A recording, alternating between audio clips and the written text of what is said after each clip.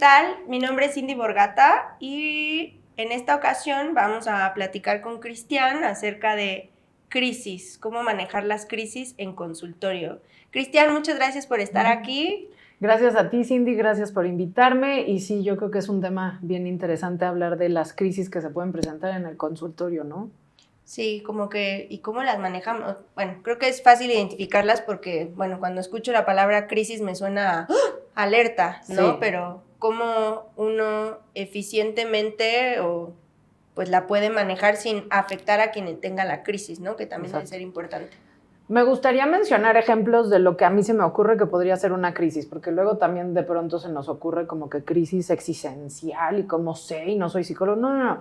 Una crisis puede ser los papás se venían peleando en el coche al traer al niño al consultorio, o acaban de correr al papá del trabajo, o está el paciente, el niño, el adolescente o el joven se metió en un broncón en la escuela y entonces está castigado, suspendido, no sé qué. A ese tipo de crisis son a las que nos estamos refiriendo, que en muchas ocasiones coincide con la llegada al consultorio dental.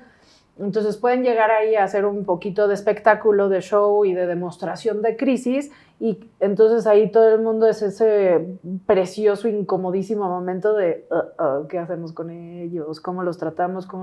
Porque como que sentimos que hay que tratarlos con pinzas, ¿no? Y que puede suceder en la sala de espera. Exacto. O puede suceder adentro, ¿no? En el consultorio. Sí, o sea, se me ocurre el típico adolescente retador y enojado. Ya te dije que no me digas nada, mamá. Arriba de la unidad dental, incluso, ¿no? Y el dentista así como de, ¿qué hacemos, no? Entonces, pues le está pegando de gritos a la mamá. Esa es una crisis, a ese tipo de crisis nos estamos refiriendo. Entonces, ante cualquier tipo de crisis, no necesita ser psicólogo, psicoterapeuta, psiquiatra, no necesita ser nada más que alguien con un poquito de sentido común.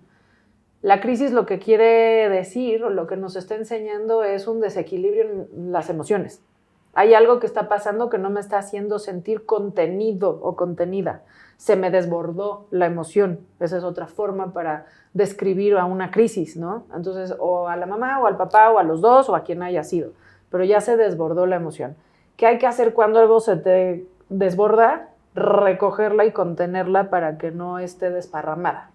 ¿Cómo recogemos las emociones? Me vas a decir, pues es que suena padre, pero tú porque sabes. De veras que son cosas que hacemos naturalmente o instintivamente.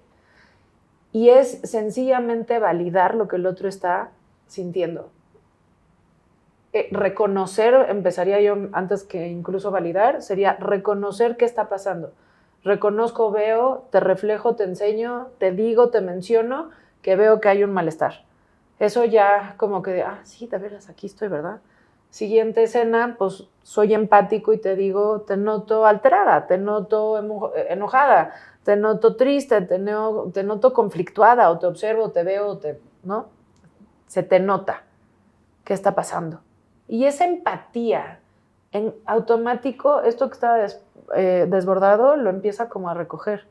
Y si continúa haciendo contacto visual, a veces hasta contacto físico con la persona que la está pasando mal, ayudo a que esto se siga recogiendo, al grado que ya se pueda volver a regular por sí mismo. Entonces, eso es lo importante.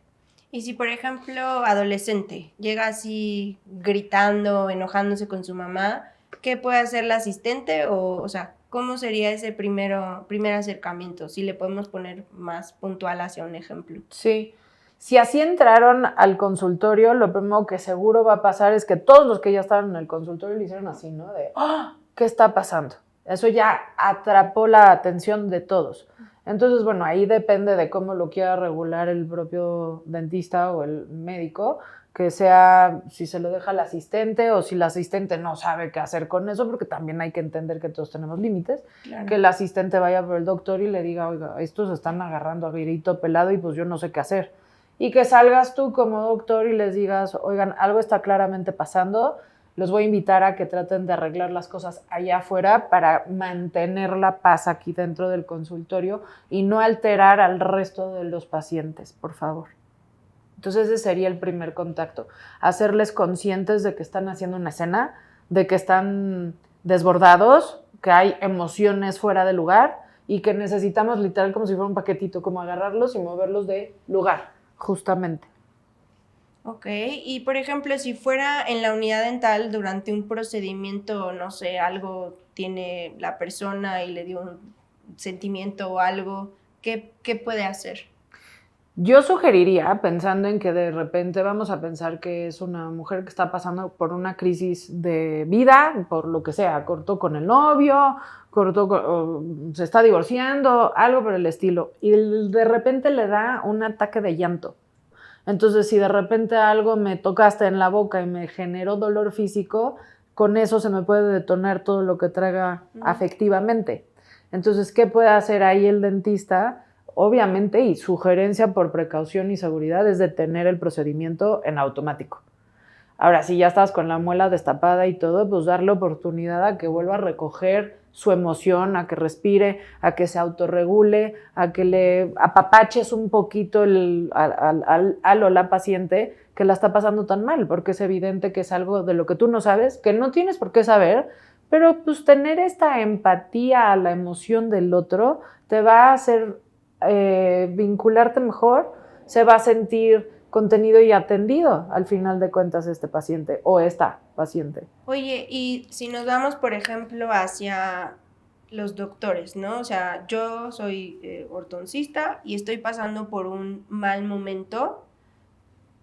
¿Qué me puedes dar de tips para no reflejarlo con mis pacientes? No sé si sea una pregunta válida. Es validísima y gracias por preguntarla, porque pues también hemos hablado de todo lo que hacen allá, ¿no? Los pacientes, lo que falta, lo que hay que ponerles, lo que hay que emplearles, pero ¿qué pasa con nosotros que somos los que estamos frente a ellos? Por muchos años y cuando yo era mucho más chavita y empezando a incursionar en el mundo del consultorio, aunque me sintiera mal físicamente, por decir un dolor de panza o algo así, seguía yo viendo pacientes. Hasta que me di cuenta que si yo no estoy en mi mejor estado, yo no puedo atender con la misma eficiencia. Si tú eres un dentista y estás pasando un mal rato, un mal momento, y de veras no estás en tus 5 sentidos, no te encuentras a ti mismo en tu mejor modalidad, no es adecuado ni correspondería que estuvieras atendiendo a otras personas. Porque un error te puede costar carísimo por no aceptar o por no reconocer que tú estás pasando por un mal momento. Y si tú estás pasando un mal momento, lo primero que tienes que hacer también es detenerte, hacer este estudio de conciencia y decir, espérame, hoy de veras no tengo ánimo para tratar a nadie. Y si llego y empiezo a ver al niño que gritó, a la mamá que regaña, a la que no pela al niño que ya hizo desastre y no voy a tener ni la tolerancia ni la asertividad para hablar ni manejar nada de lo que suceda ahí. Entonces evito, y la verdad es de que quedas mejor cancelando que poniendo muy mala cara o siendo como muy corto de temperamento o sacar un chispazo al final de cuentas. Entonces tu recomendación sería ¿no? Sí. No significa para un largo tiempo, ¿no? O sea, cada quien pues lo atiende de manera diferente, no hay que ver cuánto tiempo es el pararlo, pero por lo menos en ese momento no seguir trabajando, ¿no? Aunque sea que sea un break, ¿no? O sea, híjole, qué pena, pero háblale a la señora Pérez para decirle que algo me surgió, porque además pues todos en el mundo médico sabemos que hay emergencias, ¿no? Porque también tenemos vidas personales. Entonces, preferible que te tomes 1 hora para salirte a caminar, para ir a comer, para echarte una siesta, para que hagas lo que tengas que hacer que a ti te permita regularte. Porque si tú no te autorregulas, no va a haber manera que contengas nada de lo que suceda afuera de ti. Entonces, el primero que tiene que contenerse, pues eres tú. De acuerdo. Y como dices, no es válido, ¿no? Está bien aceptarlo también, ¿no? Que a veces nos puede costar trabajo esa parte. Pues sí, porque ahí entra mucho el ego, entra mucho la soberbia médica, entra mucho el yo puedo con todo, porque nos sentimos supermanes. Y la verdad es que no. En el momento en el que algo te está punzando, piénsalo como un diente, como un dolor de pancita, o me chuequé la pata corriendo en la mañana, y ahí está tunqui, y está moleste, te está distrayendo. Y entonces, si está distrayendo tu atención, tú ya no tienes toda la capacidad para concentrarte en lo que es tu trabajo. por lo cual no vas a ser eficiente. Entonces es preferible poner una pausa y perder el costo de esa consulta, pero regularte lo mejor posible para ver si puedes continuar, porque si no, pues puede costarte más caro el error. De acuerdo. ¿Hay algún otro tip que quisieras como aprovechar para platicar de pues, manejo de crisis? Pues hay mucho sobre manejo de crisis, pero ahí sí se necesita tener un poquito más de especialidad al respecto. Pero yo creo que esta nos viene bien a todo el mundo. Si tienes el tiempo, la voluntad y las ganas y la energía para sentarte a contener a alguien, ya sea tu hijo, pero no nada más son pacientes, pero a veces son tus hijos, tus hermanos, tu novia, tu prima, tu hermana, tu mamá o lo que sea, lo que no debes de hacer es regañar al otro. Es que ¿por qué te sientes como te sientes? Pues porque así me siento. No invalides lo que yo siento. Tampoco es reto de esto está muy fácil, yo no sé por qué tú no puedes. No se trata de señalar, ni de criticar, ni de hacer sentir al otro enjuiciado. Se trata de hacerlo sentir validado, reconocido, interesado en lo que sea que le esté pasando.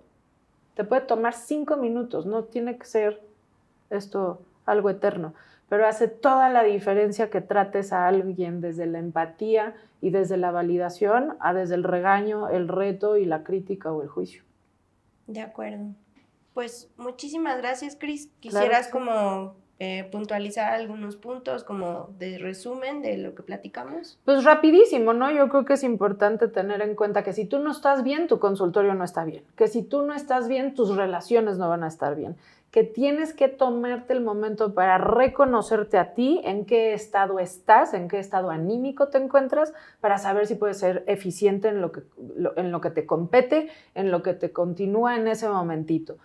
Haz una pausa. Las pausas son bien importantes, pero tenemos también romantizadísimo en esta vida el estar al 100% dando mi 250%, porque si no soy un tarado fodongo que no hago nada con mi vida. No es cierto. Todo el mundo necesitamos hacer pausas, todo el mundo nos tenemos que detener, todo el mundo nos tenemos que acordar de respirar, porque ni siquiera respiramos. Y eso no nos permite tener claridad de pensamiento. Entonces yo creo que eso es bien importante, reconocerte a ti, saber en qué momento parar, saber detectar tus malestares, tanto afectivos, emocionales o hasta físicos, porque a lo mejor te duele la espalda y ahí andas todo contracturado y por insistir en no dejar de ver pacientes, pues quedas así como el jorobado de Notre Dame por no atenderte tú. Entonces no se olviden de ustedes. Ustedes son el motor de su propio consultorio y si ustedes no están bien, el consultorio se colapsa. Pues muchísimas gracias, Cris. Al contrario, Cindy, encantada. Muchas gracias. Espero que esta información pues les sea muy útil y pues nos seguimos viendo en los siguientes episodios. Gracias.